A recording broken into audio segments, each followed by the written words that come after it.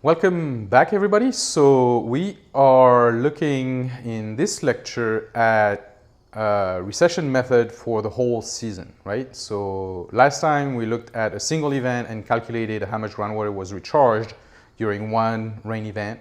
Here we're looking at the whole year, basically, because typically what we want to know is, how much groundwater did we gain or lose during an entire year, right? So if there's a drain, if there's a drought, during a season, if you remember the California story and the El Nino event comes in, right? Well, how much new groundwater did we gain that year, for example? These are the big questions that we'd like to know.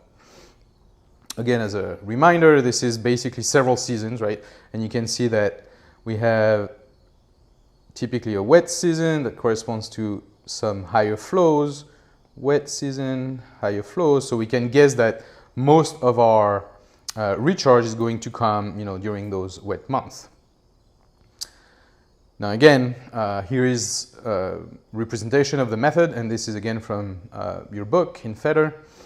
So here is 3 years. Obviously, this is an idealized graph, right? It's not a real hydrograph, just to explain the method. So some assumptions, right? So you need a watershed that doesn't have a dam, or the flow is not really controlled, because otherwise, the hydrographs are not natural, and that's harder to do. The snow is also a problem, so there's ways around this, but for now, let's assume there's no snowpack and melt, because again, this skews the estimates. And you have a long enough recession, right? So basically you have really a peak of discharge at one point, and then slowly over the summer, you have a long recession, so that you can kind of see that annual recession timescale. And we'll see in the Wabash, we can actually do some of that. So what's similar to the single event that you looked at last time, so the total potential volume of discharge, right? So that VTP is the same definition. And that T1, so the time it takes to drop 1 log, is also the same, quote unquote. So here we're looking at, again, an entire season, but how long does it take, to drop the log? Now what's new is that T, so this T here, excuse me, that drawing is not very good. So the T is the time of the duration of the actual recession, right? So VTP is the time it takes to drop T1 is the time it takes to drop 1 log, but T now is the actual time from the peak to the lower discharge in the graph, okay? And then VT here is the amount of potential discharge left at the end of the season. And that can be negative if you lost groundwater, right? So the groundwater store, if the water table drops or if there's less groundwater, then it can be a negative number. So this is really what we're after. So the difference between the actual discharge and the potential discharge give the change in storage, and we'll see this in a second. So here you need 2 good years, and let's see the calculations. So first you find the peak in year 1 and in year 2. So here you notice I took a little bit of the peak. So depending on how, and this is to illustrate that typically it's pretty hard to know where the peak is. So depending on how you, where you take the peak, and if that bottom of the recession is really obvious, then sometimes it's a little hard to actually have clean data. But again, you can do this year over year over year, and you'll get somewhere. We'll see in a second. So find the peak first, then find T1 for the year 1 and 2, that should say year 1. So again, this is the time to 0.1, right? So here we look at Q0 is at, roughly under 300. So we're looking at the point slightly below 30, right? And this is here, okay? So T1 is this time to drop 1 log. So in the second season, we're a little higher. So we're at between 3 and 4, somewhere in the middle. So between 30 and 40, somewhere in the middle. And this is T1 year 2, okay? So now we have the time it took to drop 1 log in the first and the second year. So this is all similar to the before. Now we calculate VTP for year 1 and 2. So we use the same equations as we did before. Now find T for year 1. So T, you only need the year 1. So all you need is a good bottom recession, right? The valley or the low flow, summer low flow here in the first year. So T again is the time of the actual recession. And here you can see that there was a little more recession than T1, right? So it took longer than, it dropped more than 1 log, if you will, a little bit. And then you can, oops, excuse me. Finally, you can calculate your VT by using this equation here. So this is VTP year 1, calculated as before, divided by 10 to the T over T1. And you can see here, this is the ratio again, T over T1, right? The ratio of the actual duration to the time it took to drop 1 log. So this is just a, it's literally a ratio of time. And did it last longer or was it shorter, etc. So if you divide that total potential discharge based on basically T1, based on the 1 log drop, and you weigh it by the actual time, now you have, the total volume that you actually had. And then finally you can calculate discharge as the total potential in year 2 that you calculate from your peak and your time to drop 1 log minus VT, which is the total volume of discharge in the previous year, right? So if you have the potential discharge in the second year minus the actual volume of discharge in the previous year, the difference is really your recharge, which again can be positive or negative. So here's the calculations for this. And this is, a MATLAB way of calculating this, but here VTP year 1, right, is, so 300, the peak, so times the T1, so here we have 5.5 months, so you can see June, July, right, so July, August, September, October, November, and then a little bit, into November, half of November, that's 5.5 months, okay, oops, excuse me. So 300 peak discharge, 5.5 months times days, times hours, times seconds, and divided by that 2.3 like before. So now we have 1.9 e to the 9, and these are in cubic feet per second. So the volume is going to be in cubic feet, right? So again, depending on your units, right, I took it all the way to seconds because we have discharge in cubic feet per second. So I multiply by seconds, right?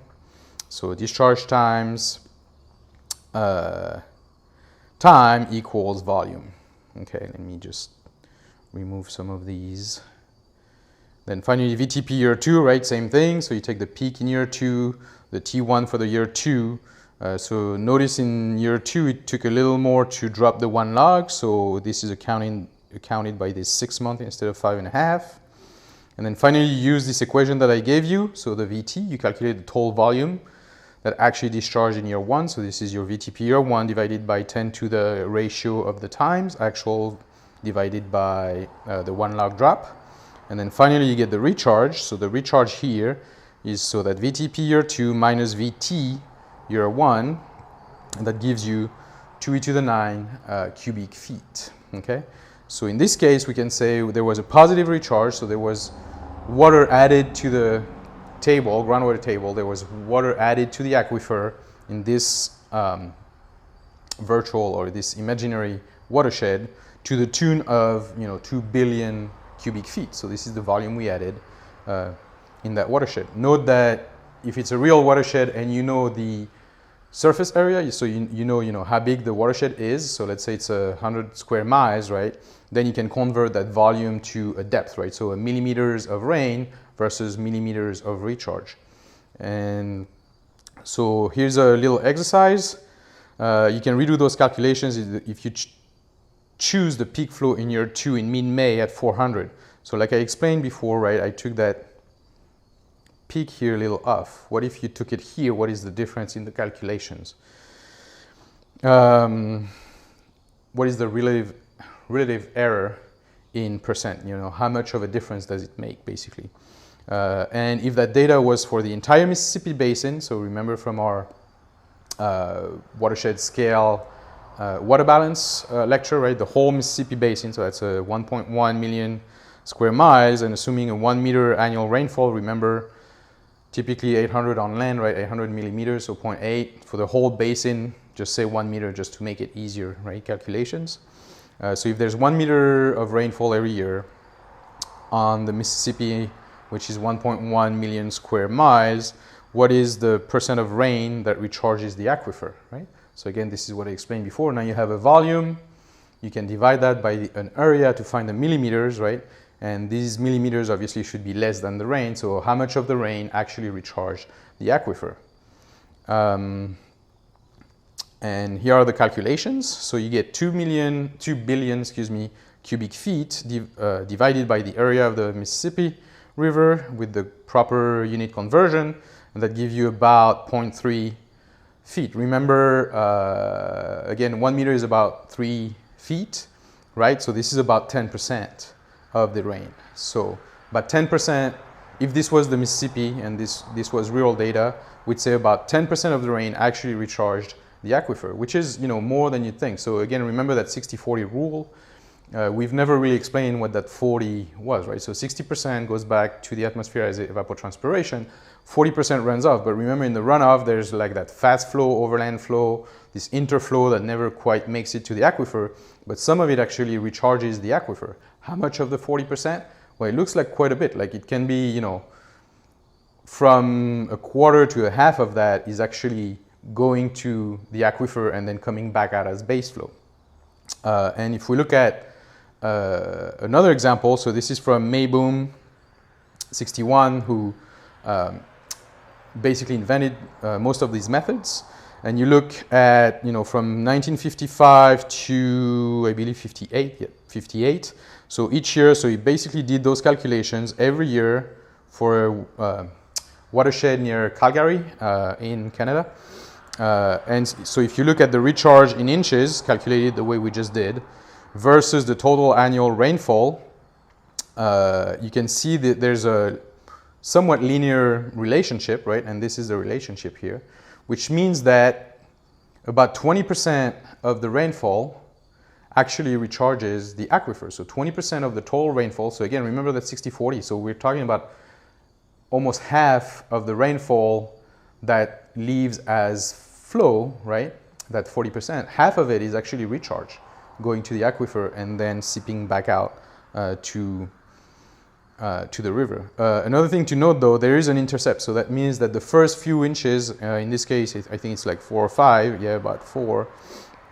So the first few inches never reach really the aquifer because, again, the first few inches are going to be completely, you know, removed by evapotranspiration, or, you know, if the soil is dry, so on and so forth, like never makes it quite down to the aquifer. So it's 20% of the rain, but after some amount, basically, right? There's an amount of rain, the first rain or the first few inches of rain, that actually never recharge. So, but after that, 20% of the remaining rain makes it to the aquifer.